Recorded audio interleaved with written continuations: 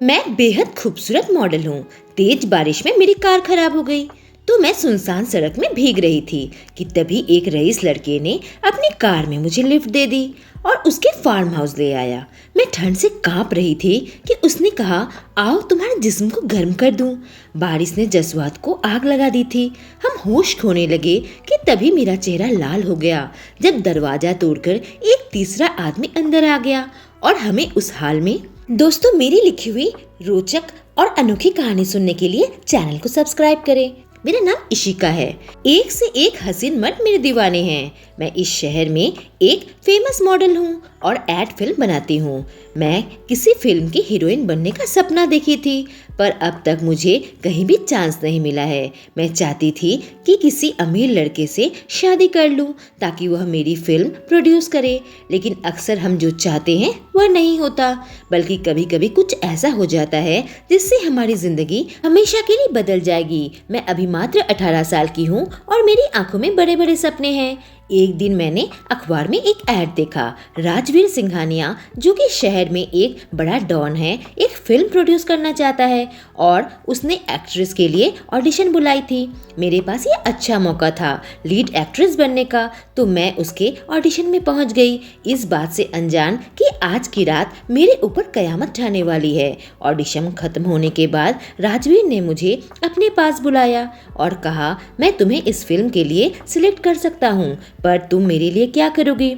इसके लिए वह मुझसे कुछ चाहता था, तो मैंने कहा, इशिका अपनी मर्जी की मालिक है, उसे हासिल करना इतना आसान नहीं। कहकर मैं एक कातिल मुस्कान दी और फिर वहां से निकल गई। हमारे इस लाइन में काम हासिल करने के लिए लड़कियों को बेआबरू होना पड़ता है, पर मैं अपने टैलेंट के बलबूते पर काम हासिल करना चाहती थी। मुझे पता है कि मैं परफेक्ट हूँ। यही सोचकर मैं वहाँ से निकली कि रास्ते में बहुत तेज बारिश शुरू हो गई और आधे रास्ते में जाते जाते मेरी कार खराब हो गई। मैं बेहद परेशान होने लगी थी कि अब मैं क्या करूं।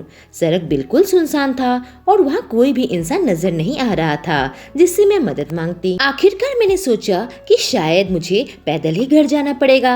इतनी तेज बारिश में कार में बैठने में भी मुझे बहुत डर लग रहा था, तो मैं कार से उतर गई और फिर बारिश में भीगने लगी थी। मैं दूसरी गाड़ी का इंतजार करने लगी ताकि मैं लिफ्ट मांग सकूं। ऑडिशन देने शहर से बाहर आई थी और मुझे शहर वापस जाना था। इतनी सुनसान सड़क पर कोई भी नजर नहीं आ रहा था। मैं बारिश में पूरी तरीके से भीग चुकी थी और ठंड से थर थर कांपने लगी थी। मेरी हालत बहुत खराब हो चुकी थी और मुझे बिल्कुल ही रोना आ रहा था। तभी मुझे दूर से एक बड़ी सी कार आती नजर आई। कार देखकर ही लग रहा था कि कोई रईस आदमी होगा, न जाने मुझे लिफ्ट देगा भी या नहीं। मैं उसे हाथ दिखाने लगी और हेल्प हेल्प करके चिल्लाने लगी थी। कार मेरे सामने आकर रुक गई और दरवाजा खुला तो उससे राजवीर बाहर निकला। उसे देखकर तो मेरी आंखें फटी की फटी रह गई। मुझे लगा न जाने ये खरूस इंसान मेरी मदद करेगा भी या नहीं। वह भीगता हुआ मेरे पास आ गया, आकर पूछा, तुम तो वही मॉडल हो ना इशिका, जिसे हासिल करना इतना आसान नहीं है?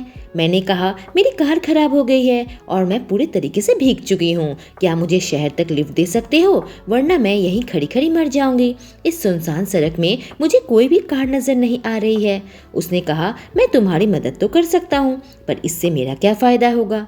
मैंने कहा, लगता है आप सिर्फ अपना फायदा ही देखते हैं, पक्के बिजनेसमैन हो। फिर मैंने सोचकर कहा, अगर मैं जिंदा बच गई तो आपके फिल्म में लीड रोल का काम कर सकती हूँ, जिससे आपको मुनाफा होगा। उसने कहा, मैं इस फायदे की बात नहीं कर रहा हूँ, तुम अच्छे से जानती हो कि मैं क्या चाहता हूँ। राजवीर भी मेरे साथ साथ बारिश में पूरी तरीके से भीग चुका था। मैंने कहा, आपके पास दो ऑप्शन है, या तो मुझे लिफ्ट दे दो या फिर मुझे लिफ्ट दे दो, इसके अलावा और कोई रास्ता नहीं है। मेरी बात सुनकर वो हंसने लगा और कहा, आ जाओ कार में, देखो तुम्हारी वजह से मैं भी भीग गया हूँ।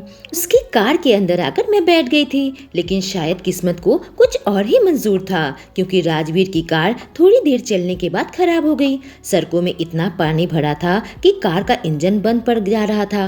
अब मैं काफी टेंशन में आ गई थी और राजवीर की तरफ देखने लगी और उससे पूछा, अब क्या करें?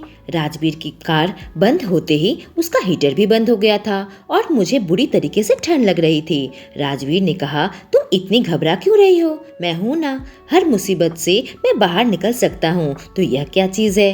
कहकर वह कार से बाहर निकल गया। मैं भी कार से बाहर निकल आई।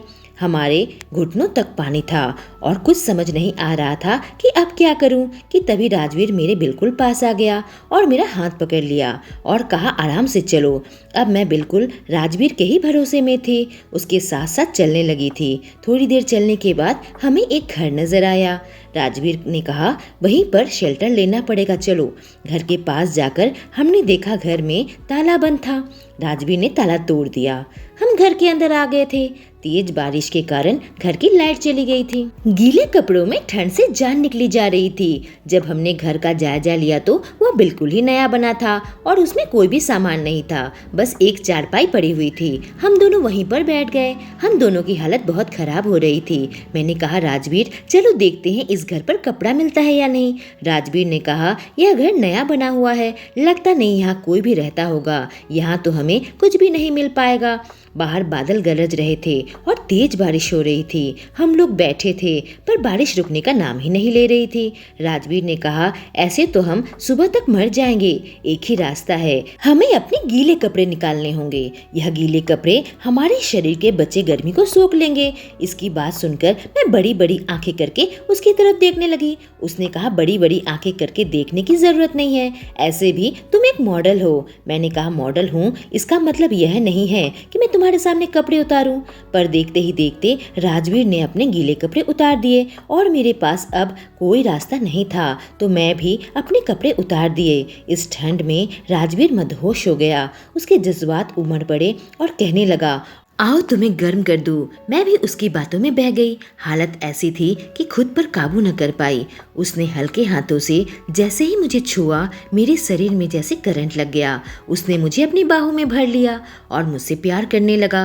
वह जोश में आ गया था। अभी कुछ ही देर हुए थे कि कोई दरवाजे जोर जोर से पीटने लगा और मैं और राजवीर एक दूसरे की तरफ देखने लगे। हमें लगा घर का मालिक आ गया होगा, लेकिन तभी कुछ ऐसा हुआ कि हमारी जान ही निकल गई। एक तीसरा आदमी दरवाजा तोड़कर घर के अंदर आ चुका था और उसे देखकर हमारी हालत खराब हो गई। उसने हमें जिस हाल में देख लिया था, मेरा चेहरा बिल्कुल लाल हो गया। डर से, शर्म से मैंने राजवीर की ओर देखा तो उसके चेहरे में एक गुस्सा साफ नजर आने लगा था। राजवीर एक डॉन है और शायद उसे यह बिल्कुल पसंद नहीं कि हम दोनों के बीच में कोई आ जाए। लेकिन तभी उस आदमी ने अपनी जेब से बंदूक निकाल ली। यह देखकर तो मैं डर के मारे कांप उठी। यह सब मेरी आंखों के सामने क्या हो रहा है? राजवीर ने कहा, जाओ उसे रिझाओ। मैंने कहा, यह क्या कह रहे हो? मैं इसे जानती तक नहीं हूँ। उसने कहा, फर्क नहीं पड़ता, तुम खूबसूरत मॉडल हो, कोई भी लड़का तुम्हें देखकर अपने होशो हवास खो बैठेगा। उसे रिझाओ। मैंने कहा, उसके हाथ में तो बंदूक है। उसने कहा, घबराओ मत, तुम जैसी औरत पर वह गोली नहीं चलाएगा। तुम्हें पाने की ख्वाहिश तो हर मर्द के अंदर होती होगी, जाओ। काफी डरती हुई मैं उठी और उसके सामने हसीन मॉडल जैसी पोज में खड़ी हो गई। कहा, देखो, गोली मत चलाना, मैं तुम्हारे सामने हूँ, मुझसे जो चाहिए मैं तुम्हें दे दूंगी। वह आदमी मेरी तरफ देखने लगा था। बिन कपड़ों के उसके करीब जाने लगी और उसकी आंखें बिल्कुल चौंधी आ गई। वह मेरे जिस्म को सर से पांव तक देख रहा था कि तभी पीछे से राजवीर ने उसे पकड़ लिया। वह दोनों के बीच में हाथापाई शुरू हो गई। मैं बहुत डर गई और दूसरे कमरे में जाकर छुप गई। छुप छुप कर उन दोनों को देख रही थी। ऐसा लग रहा था कि दोनों पहले से ही एक दूसरे को जानते हैं। आखिर यह आदमी है कौन? इसके पास तो बंदूक भी है। अगर गोली चल गई तो मैं क्या करूंगी? मेरे कुछ भी समझ में नहीं आ रहा था। मैं आज किस मुसीबत में पड़ गई और मैं यही सोचने लगी थी, काश मैं अपने मम्मी पापा की बात मान ली होती। मेरे घर के सारे लोग नौकरी करते हैं, कुछ सरकारी नौकरी करते हैं, कुछ प्राइवेट जॉब करते हैं। मेरे मम्मी पापा भी यही चाहते थे कि मैं भी जॉब करूं, पर घर वालों की मर्जी के खिलाफ मैं मॉडलिंग का करियर चुना था ताकि मैं जल्द कामयाब हो जाऊं और नाम कमाऊं। मेरे पिता बिल्कुल भी खुश नहीं थे। कहते, ऐसी लड़कियों की बिल्कुल भी इज्जत नहीं होती है, चकाचौंध के पीछे मत भागो और एक सीधी सादी जिंदगी जियो जैसे कि हम जीते हैं। पर आज मैं इस हाल में पहुंच चुकी हूं कि दो लोग मेरे सामने लड़ रहे हैं। तभी अचानक गोली चली। गोली की आवाज से मैं बहुत डर गई। मैं कमरे के अंदर आ गई और देखने की कोशिश की कि आखिर किसको गोली लगी है। मैंने राजवीर के बदन पर खून देखा और मैं काफी घबरा गई कि अब मेरे साथ क्या होगा। कहीं राजवीर की जान तो नहीं चली गई? यह आदमी मेरे साथ क्या बदसलूकी करेगा? लेकिन तभी राजवीर ने उस आदमी को धक्का मारा और वह नीचे गिर पड़ा। उसकी जान चली गई। घबराई हुई मैं राजवीर को देखने लगी। उसके बाद मैं राजवीर के करीब आ गई और कहा, यह तुमने क्या कर दिया? राजवीर, यह कौन है? यह मैं किस मुसीबत में पड़ गई हूँ? मैं रोने लगी थी, चिल्लाने लगी थी। राजवीर मुझे शांत करने की कोशिश करने लगा, कहने लगा, कुछ नहीं होगा, तुम शांत हो जाओ, तुम शांत हो जाओ। राजवीर ने मुझे अपनी बाहों में ले लिया और कहा, अभी तो इसे कातिलाना अदाएं दिखा रही थी, पर मेरी हालत बहुत खराब थी। मैंने कहा, मैं ऐसी हूँ नहीं, आई मीन अंदर से। राजवीर ने गीले कपड़े उठा लिए और मुझे पहना दी और खुद भी पहन लिए।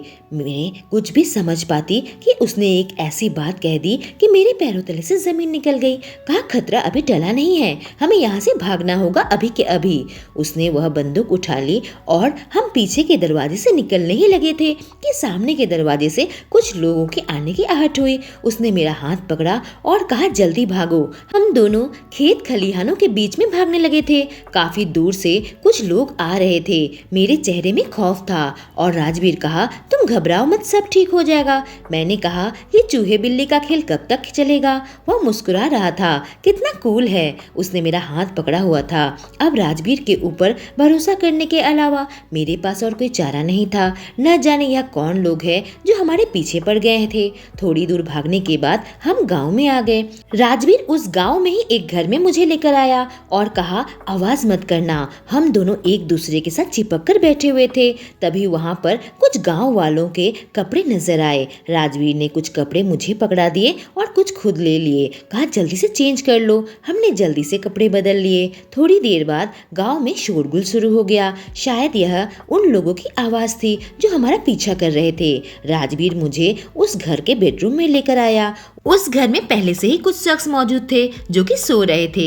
एक चारपाई खाली थी तो राजवीर तुरंत मुझे वहां पर ले गया और मेरे ऊपर चढ़कर चादर से ढक लिया। वह मेरे इतने करीब था कि उसकी सांसें मेरे जिस्म को छू रही थी और वह मुझे देखकर बहकने लगा। लेकिन हमारे सर के ऊपर खतरा मंडरा रहा था और अचानक उसने मेरे होठों को चूम लिया। मैंने कहा, क्या कर रहे हो राजवीर? उसने कहा, अगर मरना भी है तो तुम्हें चूम कर मरना चाहता हूँ। और उसके बाद वह मेरे ऊपर अच्छे से चादर ओढ़कर खुद बाहर जाने लगा। मैंने कहा, राजवीर, बाहर खतरा है। राजवीर ने कहा, अभी हमारी शादी नहीं हुई, तुम घबराओ मत। मैं गुस्से से देखने लगी तो कहा, मैं संभाल लूंगा। अजीब लड़का है। मुझे डर लग रहा था कि अब मैं अकेली हूँ। मेरे सामने एक गांव का परिवार गहरी नींद में सो रहा था, बाहर के खतरों से अनजान। मुझे दूर से गोली की आवाज आ रही थी और मैं कांप रही थी। करीब आधे घंटे के बाद राजवीर आया और कहा, चलो हमें यहाँ से निकलना होगा। घबराई हुई सी मैं उसके साथ चलने लगी और फिर हम दोनों गांव के रास्ते निकल गए। मैंने कहा, वह आदमी कहाँ गए? गोली की आवाज आई थी। उसने कहा, वह आदमी चले गए हैं, लेकिन खतरा नहीं टला है, वह हमें ढूंढ रहे होंगे। पर मैंने तो गोली की आवाज सुनी थी, कहीं राजवीर ने उन लोगों को भी तो नहीं मार दिया। अब मुझे राजवीर के साथ भी चलने में डर लग रहा था। राजवीर का कहना है कि वह लोग चले गए हैं, कहीं उसने उन लोगों को डरा कर तो नहीं भगा दिया। जिस रास्ते से मैं निकली थी वहाँ मैंने कोई भी लाश नहीं देखी थी और मैं बिल्कुल कंफ्यूज थी कि मैं किस मुसीबत में पड़ने जा रही हूँ। इस हालत में अगर राजवीर मुझे अकेला भी छोड़ दे तो मैं क्या कर पाऊंगी? अगर उन गुंडों ने मुझे पकड़ लिया तो मुझे छोड़ेंगे नहीं और पता नहीं राजवीर भी मुझे छोड़ेगा या नहीं, क्योंकि मैं कत्ल की चश्मदीद गवाह हूँ। दौड़कर मैं काफी थक गई थी और मेरे दिल में बुरे बुरे ख्याल आ रहे थे कि मैं अंदर से बिल्कुल टूट चुकी थी और अपने आप को बिल्कुल असहाय महसूस कर रही थी। थोड़ी देर बाद राजवीर ने देखा आसपास कोई नहीं है तो वह धीरे धीरे चलने लगा। मुझसे पूछा, तुम थक गई होगी? थकावट थी, लेकिन इससे भी ज्यादा मैं बहुत घबराई थी। मेरी आंखों में आंसू आ गए और मैं राजवीर के बाहों से लिपट गई। मैंने कहा, राजवीर, मैं बहुत सिंपल लड़की हूँ, बहुत ही सिंपल परिवार से हूँ। यह सब कुछ मैंने पहले कभी नहीं देखा। मुझे बहुत डर लग रहा है। क्या मैं तुम पर भरोसा कर सकती हूँ? कहीं तुम मुझे जान से तो नहीं मार दोगे ना? राजवीर शायद मेरे दिल के डर को समझ गया था। उसने मुझ पर अपनी पकड़ मजबूत कर ली, पर मेरे आंसू थे कि रुकने का नाम ही नहीं ले रहे थे और मैं बिल्कुल कांप रही थी। हमारे यह कपड़े भी गीले हो चुके थे।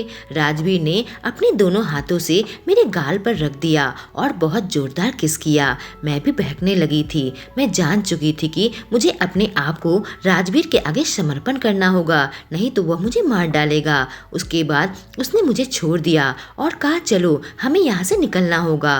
काफ़ी दूर चलने के बाद हम मेन रोड के पास आ चुके थे। तभी सामने से एक गाड़ी आई और अब मैं बहुत ज़्यादा घबरा चुकी थी कि उन लोगों ने शायद हमें ढूंढ लिया है। लेकिन गाड़ी से एक आदमी निकला और राजवीर को सलाम किया। मैं राजवीर को देखने लगी तो उसने कहा चलो हमें गाड़ी में बैठना पड़ेगा। हम दोनों गाड़ी पर बैठ गए थे और हम कुछ ही दूर तक जा पाए थे कि मैंने देखा पीछे से एक गाड़ी हमें फॉलो कर रही है। मैं घबराकर राजवीर से चिपक कर बैठ गई तो राजवीर कहा घबराओ मत, बुलेट प्रूफ गाड़ी है, अगर गोली चली तो तुम छुप जाना। यह सुनकर तो मेरी सांस हलक में अटक चुकी थी। करीब 3 घंटे के ड्राइव के बाद हम शहर में पहुंच चुके थे। वह गाड़ी जो हमें फॉलो कर रही थी वह भी जा चुकी थी।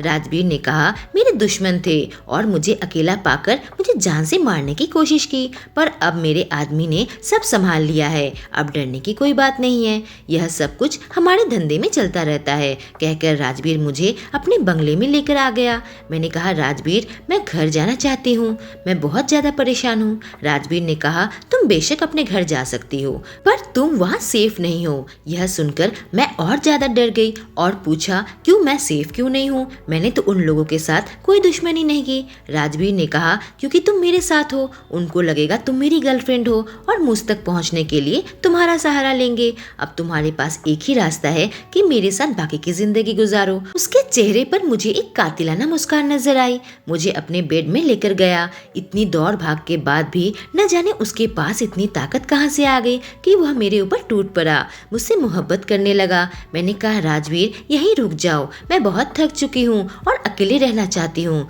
राजवीर मुझे छोड़ दिया, पर उसके चेहरे पर मुझे गुस्सा साफ नजर आ रहा था। वह कमरे से बाहर चला गया, पर रूम को लॉक कर दिया था और मैं यही सोचने लगी कि मैं यहाँ से भाग जाऊंगी। मैंने बालकनी में जाकर देखा तो 4 मंजिला नीचे उतरने का कोई रास्ता नहीं था। अगर मैं कूदूंगी तो मैं मर जाऊंगी या मेरे हाथ पैर कमर टूट जाएंगे। राजवीर के कमरे में ढेर सारे पर्दे लगे हुए थे। मैंने सोचा पर्दों को आपस में बांधकर शायद मैं नीचे उतरने की रस्सी बना सकूं। मैं पर्दे उतार लिए और उन्हें गांठ मारने लगी, लेकिन पर्दे सिल्क के थे और वह गांठ खुल जा रही थी। किसी तरीके से मैं पर्दों में गांठ लगाया, लेकिन मुझे इस पर बिल्कुल भरोसा नहीं था। मुझे लग रहा था कि मैं गिर जाऊंगी। मैं कोई स्पाइडरमैन नहीं हूँ। मैंने अपनी बनाई रस्सी को बांध तो दिया था, पर मैं बालकनी में खड़ी खड़ी यही सोच रही थी कि मेरे बस की बात नहीं है, क्योंकि नीचे उतरने की कोशिश में मेरी मौत लिखी है। इससे पहले मैं कुछ कर पाती, राजवीर अचानक पीछे आ गया। कहा तुम जो करने की सोच रही हो भूल कर भी मत करना, तुम गिर पड़ोगी और मर जाओगी या घायल हो जाओगी। उसकी आवाज सुनकर मैं थर थर कांपने लगी। राजवीर ने मुझे गोद में उठा लिया और मुझे कमरे के अंदर लेकर आया। उसने मुझे पीने के लिए दूध दिया। मुझे भरोसा नहीं हो रहा था, उसमें जरूर जहर मिला हुआ होगा। उसने मेरे सामने खुद मेरे गिलास से 2 घूंट पिया और उसके बाद मैंने उस दूध को पिया। वह समझ चुका था कि मैं उस पर भरोसा नहीं करती हूँ, लेकिन उसके बाद वह रुका नहीं। उसने मुझे पूरी तरीके से हासिल कर लिया था। उस रात मैं राजवीर की हो चुकी थी। मेरी आंखों में आंसू थे और मैंने कहा राजवीर अब मैं तुम्हारी हो चुकी हूँ, मेरी हिफाजत की जिम्मेदारी अब तुम पर है। उसने कहा फिर मुझसे शादी कर लो। मैंने उससे शादी के लिए हाँ कर दी थी, क्योंकि शायद मेरे पास दूसरा ऑप्शन नहीं था। लेकिन राजवीर एक अच्छा पति साबित हुआ और उसने मेरा बहुत अच्छे से ख्याल रखा। कभी सोचा नहीं था एक बारिश की रात मेरी जिंदगी में यह कयामत लेकर आएगी और मेरी जिंदगी हमेशा के लिए बदल जाएगी। दोस्तों कहानी यहाँ तक सुनी है तो एक लाइक और कमेंट जरूर करें। Thank you.